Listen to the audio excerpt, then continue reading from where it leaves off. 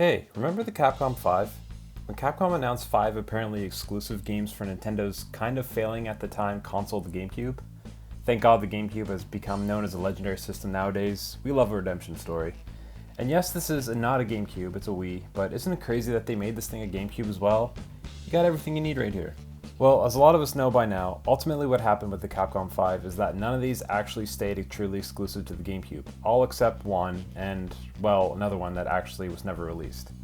Even though they were stamped with the only for GameCube labels on their top corners like a bad tattoo that you can't get removed.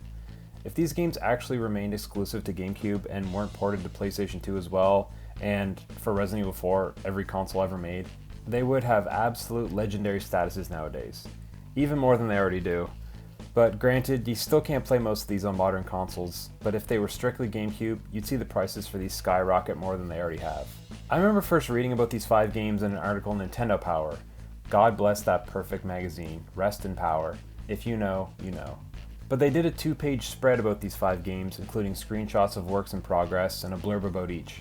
I remember the early Resident Evil 4 screenshots when it still looked like a classic tank control survival horror and had Leon in this gothic looking castle. One that didn't look like the one that ended up being the final game. And with Killer 7, you could tell they had no idea how to write about this one. They mentioned it being this surreal and bizarre game, and referenced the films of Takashi Miike and David Lynch. And as someone who's getting into weirder art house horror and foreign movies in high school, this immediately jumped out at me. They're comparing a Nintendo game to a David Lynch movie? What the hell is this game? I was beyond curious about it. The first one to come out is one I don't own and frankly have only played once. PN03. I remember my local Zellers, a now defunct Canadian department store, which is kind of basically like a Target, had one of those GameCube kiosk things in the electronics section, and they had a demo disc that had the first few levels of PN03. From what I remember, I thought it was cool, but it never truly blew me away. This was in the early 2000s, so of course cool acrobatics and techno music was everywhere in action and sci-fi media. It just felt a little uninspired and boring. And looking at it now, it looks like you could just slap Samus Aran into this game and call it some Metroid spin-off, but Nintendo weren't really letting third-party developers play with their properties at that time, I guess. But now in 2024, it seems to almost be this distant relative to the female-led action games that have come since, like Bayonetta and, more recently, Stellar Blade. I'd love to give this one a shot again, but it's pretty pricey when I look online, which is pretty expected for a GameCube game, so maybe I'll give this one a shot again someday. Next came Viewtiful Joe, and man, at the time, I remember thinking this looked cool, and I eventually got a used copy at the local EB Games in my mall, before it was a GameStop here in Canada. But if this was to come out now, this would be a day one buy for me. A side-scroller beat-em-up with slow-mo bullet time effects, speed-up powers resulting in action that looked like a Dragon Ball Z fight scene, and a silly story about a movie-obsessed nerd getting sucked into a theater screen and becoming a superhero? I love it all. What a wild and wacky premise that totally works. It's obvious this inspired so many action games that came after it, and like I mentioned with PN03, had that 2000s slow-mo Matrix-inspired action that was everywhere in that time period. I never beat this one because if you've played it, you know it was damn hard, but that didn't stop me from having a blast with this one every single time I played it. What an awesome game. I never did play the sequel, but the fact that it got one was amazing. Nowadays that feels more and more rare. In 2024, we get games like Hi-Fi Rush that also have that incredible action, cartoon gameplay, and sense of humor, and they end up shutting down the developers that make them. Don't even get me started on that shit. Please play Hi-Fi Rush if you haven't. Seriously, play it. So game number 3 is the one that got cancelled before release, Dead Phoenix. I never played the Panzer Dragoon series despite it looking really fun, but this resembled that.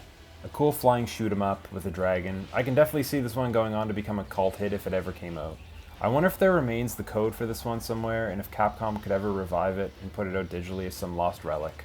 So after PN03 and Viewtiful Joe, which both came out in 2003, we had a 1-year lull before our last 2 titles came out, and you could definitely say they saved the best for last. Resident Evil 4 is a game I cannot say anything about that hasn't already been said. I remember reading the reviews for this in Nintendo Power, and it got practically perfect scores, with some saying it was the best GameCube game ever, and one of the best video games in general ever. I couldn't believe it. I borrowed this from a friend in my class, and that night I could not get past the first sequence in the village.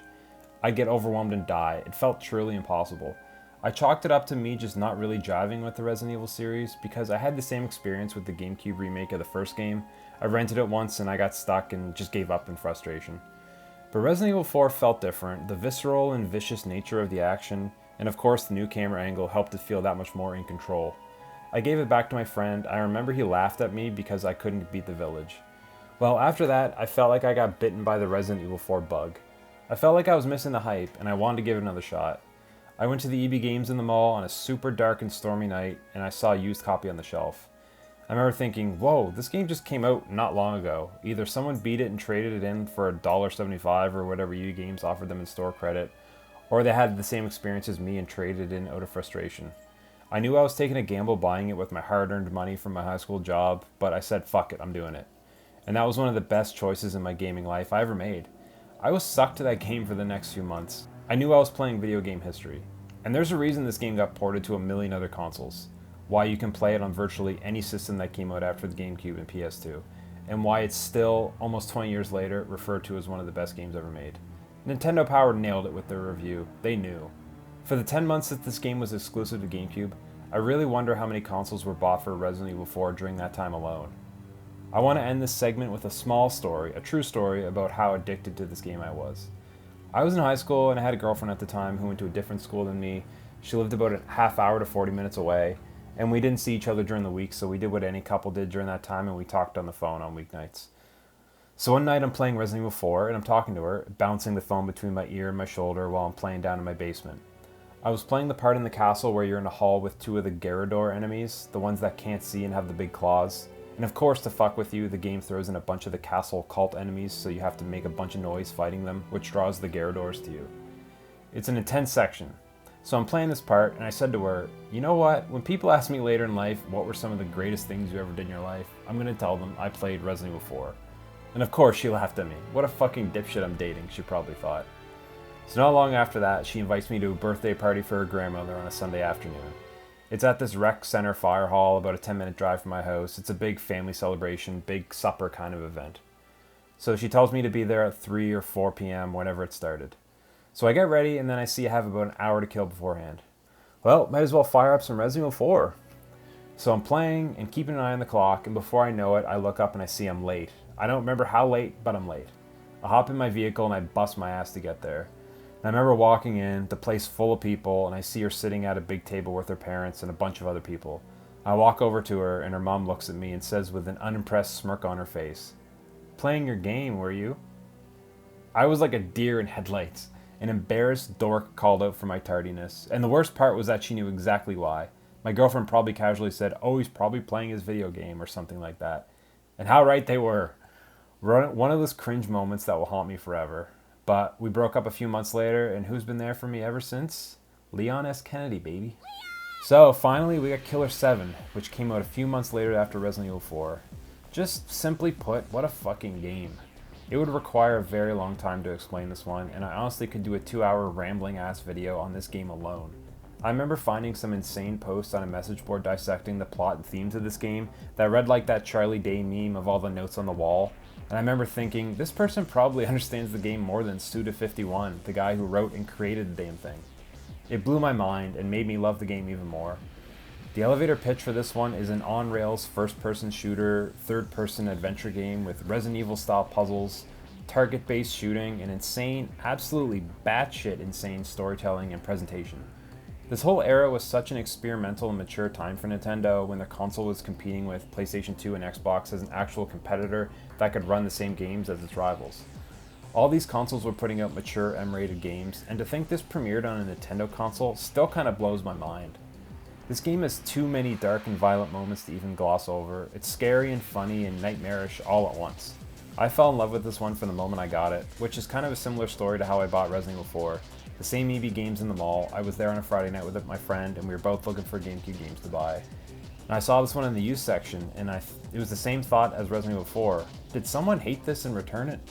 I thought back to the strange descriptions of it in Nintendo Power, and I easily thought about some person from my small town bringing it back into EB Games and being like, what the fuck is this weird shit I just bought?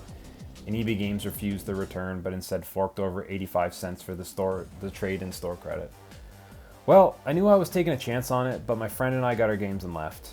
We went back to his house, and I put this in to try it out. I remember him laughing hysterically during the tutorial section, because he thought I had bought a dud. He had no idea what he was even looking at.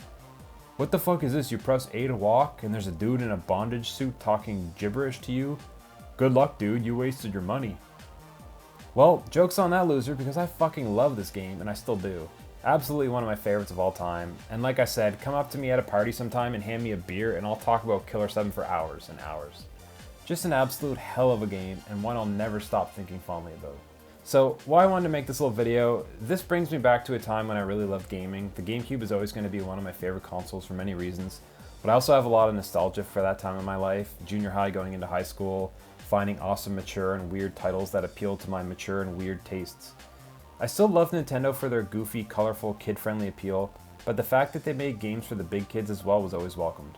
But really, the idea of a popular and well-respected developer like Capcom announcing these unique and genre-spanning titles as its exclusive deal to a console was really interesting, especially since most of them were a bit of a gamble and definitely took a chance on the public even wanting to buy and play them. Nowadays, you easily see indie developers announce games like these, as the indie scene is where most of the unique and risk-taking games live these days.